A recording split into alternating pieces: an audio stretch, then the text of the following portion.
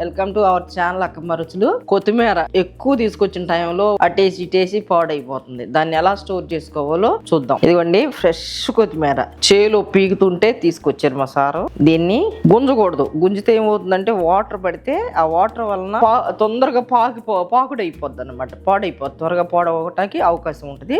దీంట్లో చెత్త ఉంటే ఏరుకొని ఇట్లా కట్ చేసి బాగా సన్నగా అనమాట. దీంట్లో గెడ్డుండ ఏం పుండాకుండా కూడా ఏరేసుకుని ఫ్రెష్గా చేసుకొని ఇట్లా సన్నగా దొరుకుకోవాలి. ఇంకోండి చూసారా, ఇట్లాగా చూసారా ఎంత బాగా వచ్చిందో. వాటర్ లేకుండా ఇట్లా ఫ్రెష్గా ఉంటుంది. ప్రత్యేకంగా డబ్బానే కొనుక్కురావాలని ఏం లేదు. మనం బిర్యానీలు తెచ్చుకునే డబ్బాలు ఉంటాయి కదా, పడేయకుండా ఇట్లా యూజ్ చేసుకోవచ్చు.